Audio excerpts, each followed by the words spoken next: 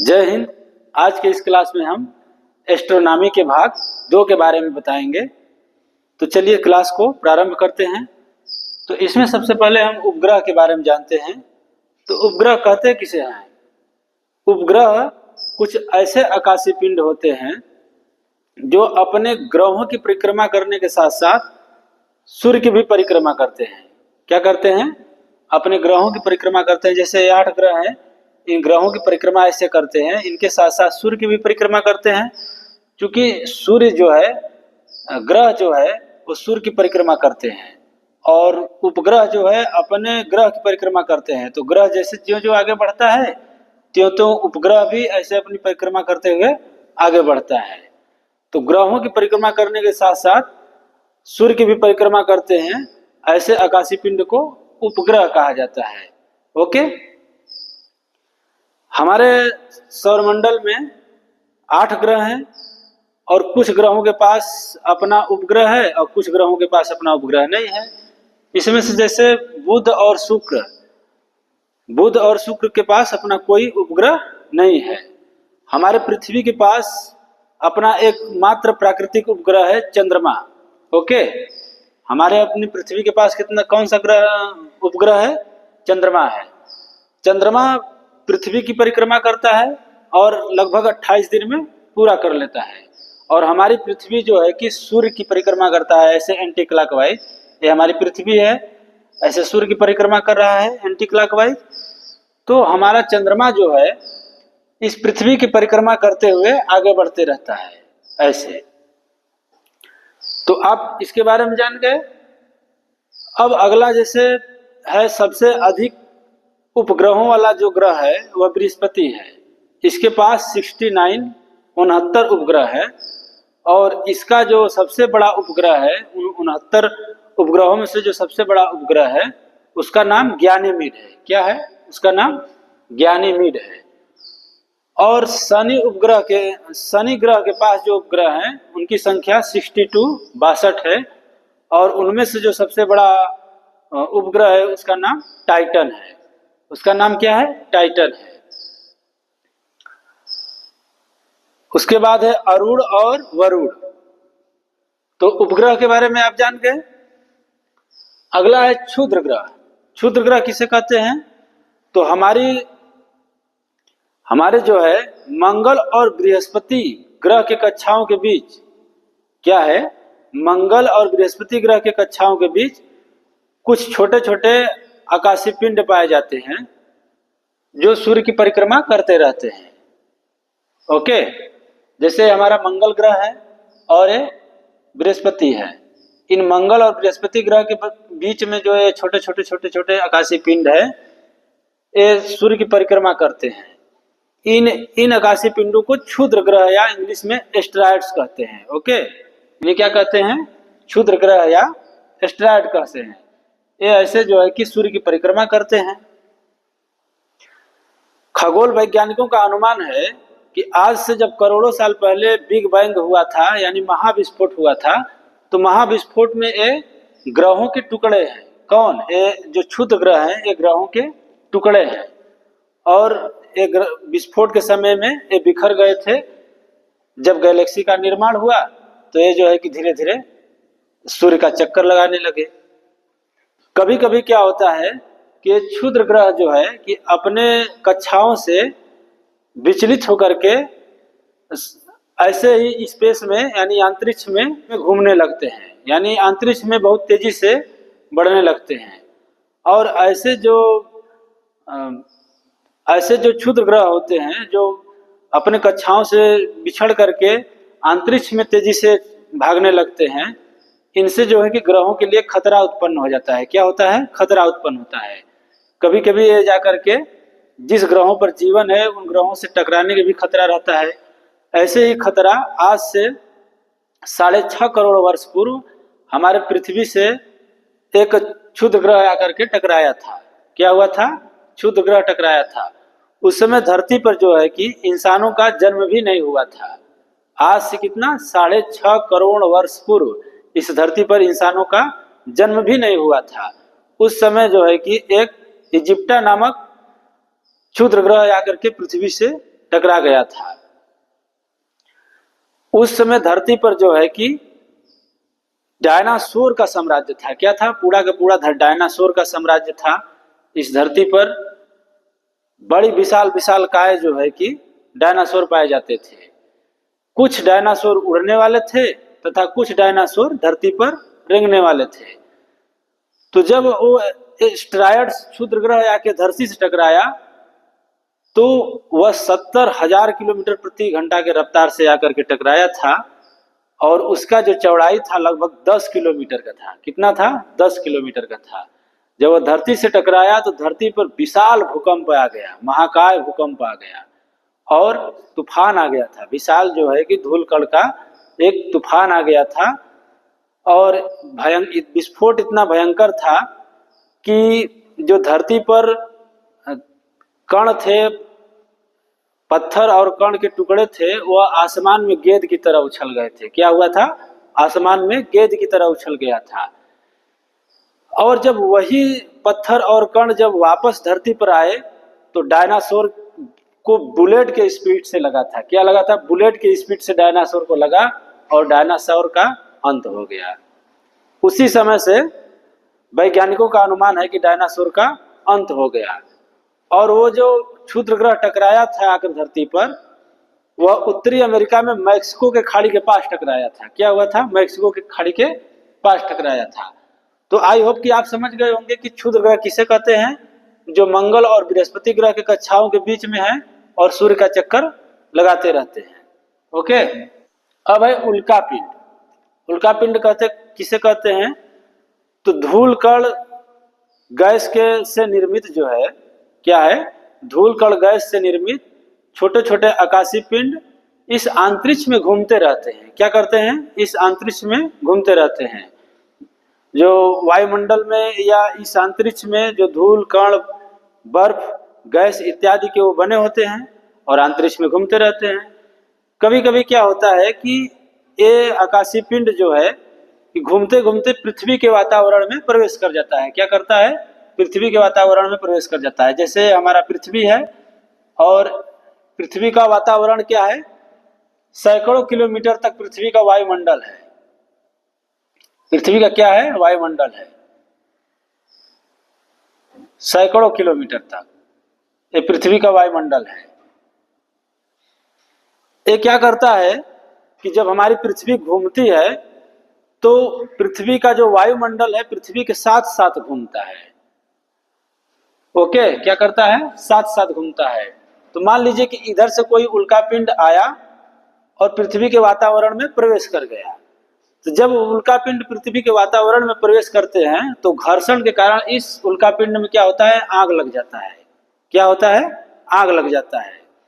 और अधिकांश जो उल्कापिंड है वह वायुमंडल में ही जल के नष्ट हो जाते हैं। उसको उल्कास्म कहा जाता है। क्या कहा जाता है? उल्कास्म कहा जाता है। और कुछ उल्कापिंड जो है कि विशाल होते हैं, बड़े होते हैं, तो वायुमंडल में जल नहीं पाते हैं और आकर के धरती पर गिर जाते हैं। अक्सर हम जब रात में आकाश की तरफ देखते हैं तो क्षण भर के लिए कुछ ऐसा चीज जो जलता हुआ दिखता है और फिर समाप्त हो जाता है, उसको आम भाषा में लोग गाँव में लुक कहते हैं। क्या कहते हैं? लुक कहते हैं। उसी को जो है कि उल्कापिंड या मीटियोराइट्स कहा जाता है। क्या कहा जाता है? मीटियोराइट्स कहा जाता है। तो आप समझ गए होंगे कि उल्कापिंड किसे कहते हैं। उल्कापिंड धूलकण गैस से निर्मित आकाशीय पिंड होता है जो अंतरिक्ष में घूमते घूमते जब पृथ्वी के वायुमंडल में प्रवेश करता है तो हमारा जो वायुमंडल है उसे रोकता है, उसमें घर्षण होता है और घर्षण होने के कारण उसमें क्या होता है? आग लग जाता है।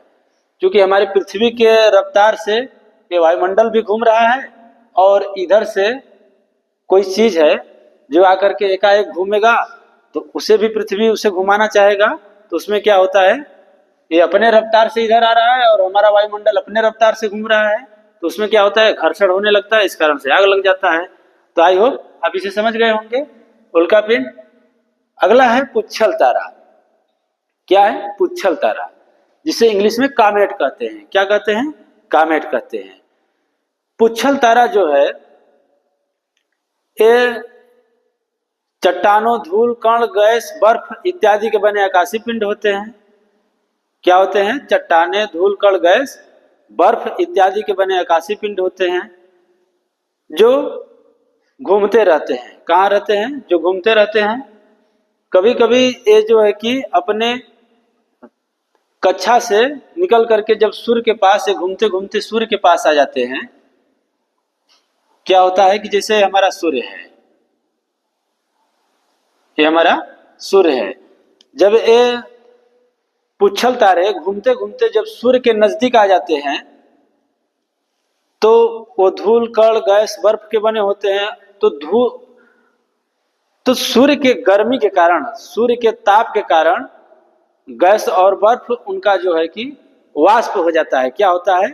इन पुच्छल तारों का वाष्प हो जाता है और वाष्प बन करके एक लंबी पूंछ की तरह दिखाई देता है। क्या करता है? लंबी पूंछ की तरह दिखाई देता है। जैसे मान लीजिए ये उनका पिंड है, अरे सॉरी, पुच्छल तारा है।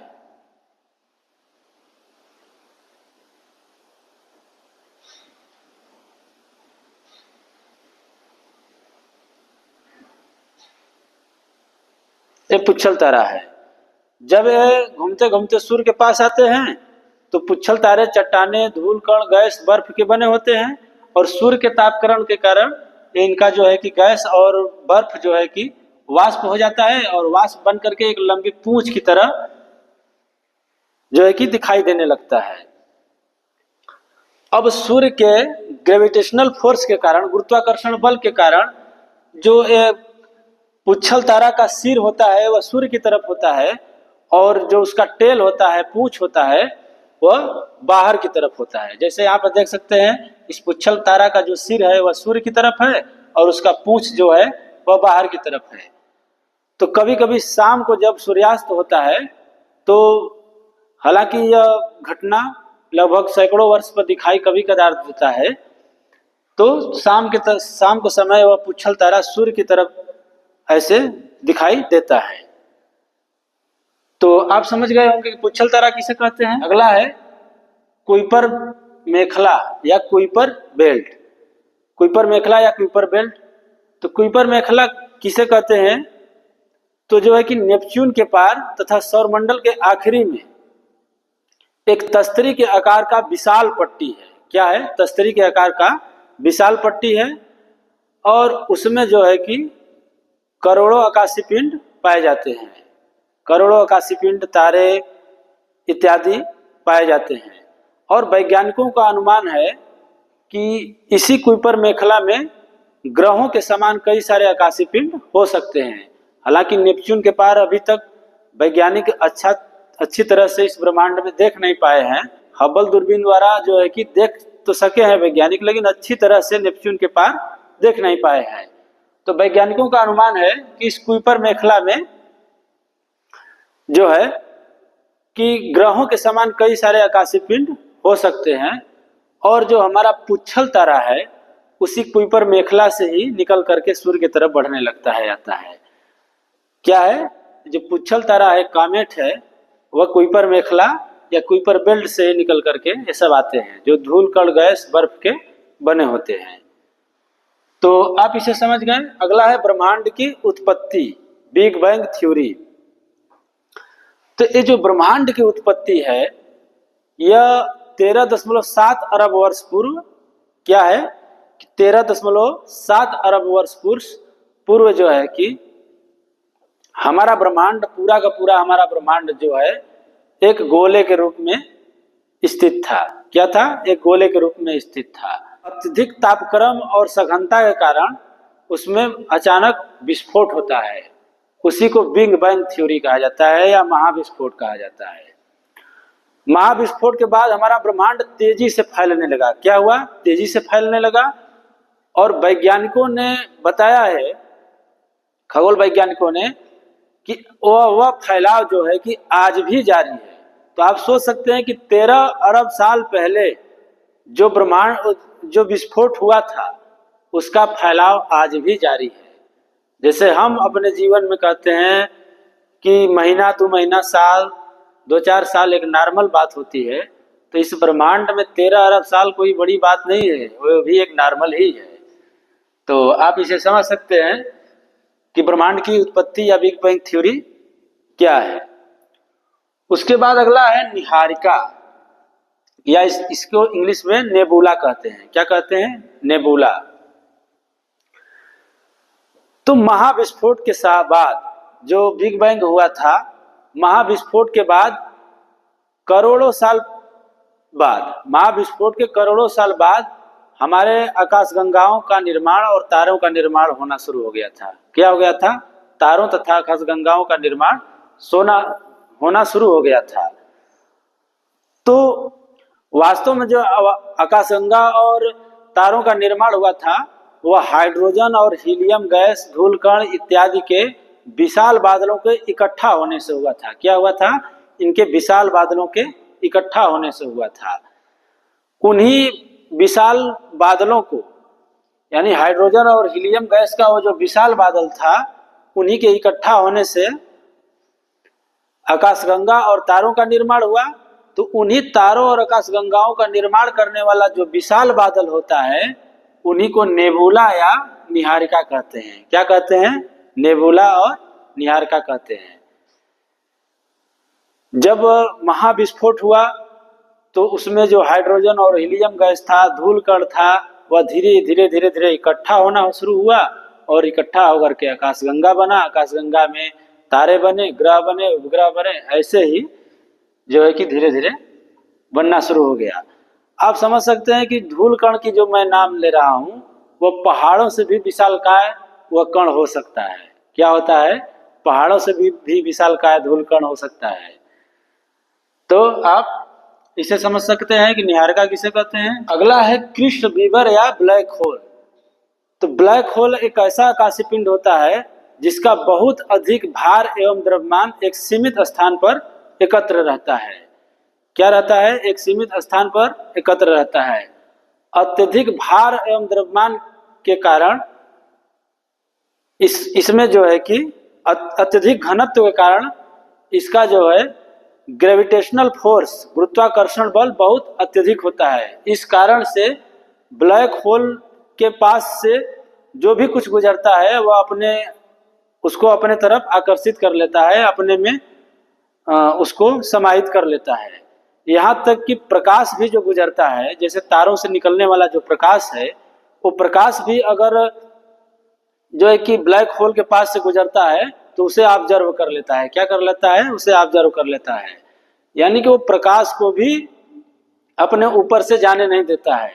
इस कारण से जो है कि ब्लैक होल दिखाई नहीं देता है, सिर्फ उसके स्थान पर काले रूप दिखाई देता है। क्या होता है? काला रूप दिखाई देता है। और ब्लैक होल का जो निर्माण है, जैसे हमारे तारे जब अंतिम अवस्था में आते हैं, उनका जब अंत होने लगता है, हमारे जो बड़े बड़े तारे हैं, उन बड़े बड़े तारों का जब अंत होने लगता है तो ब्लैक होल का रूप ले लेता है। क्या करता है? ब्लैक होल का रूप ले लेता है। इस कारण से जो ब्लैक होल का निर्माण होता है। और ऐसा अनुमान है कि ब्लैक होल यूनिवर्स में आकाशगंगा के बीच में स्थित है और इससे कारण से आकाशगंगा का अस्थायित्व बना है। क्या है? अस्थायित्व बना है। तो आप इस ब्लैक होल के बारे में जान गए। अब थोड़ा सा इस फिगर के बारे में देख लेते हैं कि जो हमारा ब्रह्मांड है, इस ब्रह्मांड में लगभग 100 अरब गैलेक्सी है। गैलेक्सी का मतलब आकाशगंगा। क्या है? 100 अरब गैलेक्सी है। और जो हमारा गैलेक्सी है, ये जो हमारा गैलेक्सी है, और इस गैलेक्सी का नाम है मंदाकिनी। ये हमारा जो गैलेक्सी है, यहाँ इसको पूरा दिखाया गया है बना करके। इस गैलेक्सी का नाम क्या है? मंदाकिनी। और मंदाकिनी इतना विशाल है, इसमें 100 अरब तारों का मतलब समझ सकते हैं कि हम अपने नंगी आंखों से पूरे तारों को देख नहीं पाएंगे, न पूरे गैलेक्सी को देख पाएंगे। तो जब हम धरती पर से इस अपने मंदाकिनी का जो भाग देख पाते हैं, जो तारे और सूर्य चंद्रमा ये सब दिखाई देते हैं, सौरमंडल दिखाई देता है, उस गैलेक्सी का जो भाग दिखाई देता है उसे कहते हैं मिल्की वे। क्या कहते हैं? मिल्की वे या दुग्ध मेखला। और इस गैलेक्सी का बस इतना भाग हम देख पाते हैं जो यहाँ हम बनाए हैं। क्या है? इतना भाग हम देख पाते हैं। जिसको दुग्ध मेखला या मिल्की वे कहते हैं, और ये हमारा सौर मंडल है। तो इसमें समझना ये है कि जो हमारा जो सबसे दूर ब्रह्मांड में जो हमारा सबसे दूर गैलेक्सी है, उस गैलेक्सी से अगर प्रकाश चलेगा तो हमारे पृथ्वी पर क्या है, यहां पर मान लीजिए हमारा पृथ्वी ए है, मान लीजिए हमारा पृथ्वी ए है, क्या है, ए है, हमारा पृथ्वी ए है।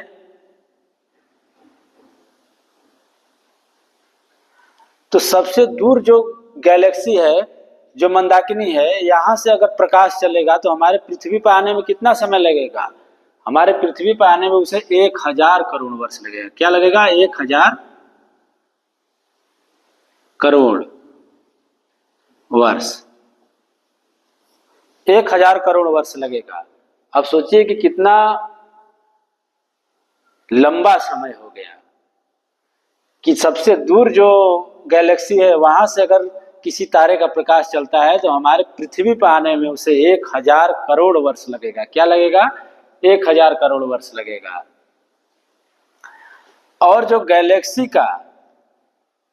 गैलेक्सी के एक किनारे से, मान लीजिए यहां से और यहां, गैलेक्सी के केवल एक गैलेक्सी के, एक मंदाकिनी के एक किनारे से दूसरे किनारे पर सूर्य का प्रकाश पहुंचने में उसे 1,00,000 वर्ष लगेगा। क्या लगेगा, 1,00,000 वर्ष, 1,00,000 वर्ष। अगर कोई भी सूर्य प्रकाश चलता है तो गैलेक्सी के मंदाकिनी के एक किनारे से दूसरे किनारे पर पहुंचने में 1,00,000 वर्ष लगेगा। कितना लगेगा, 1,00,000 वर्ष लगेगा।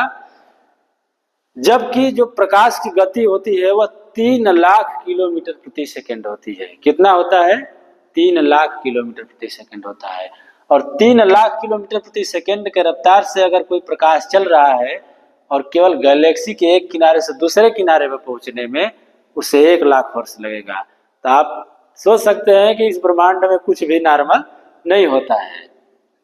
अगला है, ये हमारा सौर मंडल है। जो इतना सा भाग है इस गैलेक्सी का, ये हमारा यहाँ पर सौर मंडल बना है। और सौर मंडल में 8 ग्रह हैं। तो 3,00,000 किलोमीटर प्रति सेकेंड,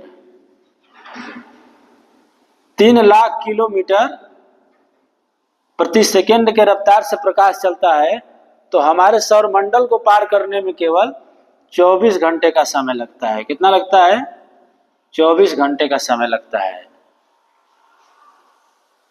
तो हमारा सौर मंडल पार करने में जब प्रकाश को 24 घंटे का समय लगता है तो आप सोच सकते हैं। तो आज के लिए बस इतना ही। आई होप कि आपको यह क्लास समझ में आया होगा। जय हिंद, वंदे मातरम।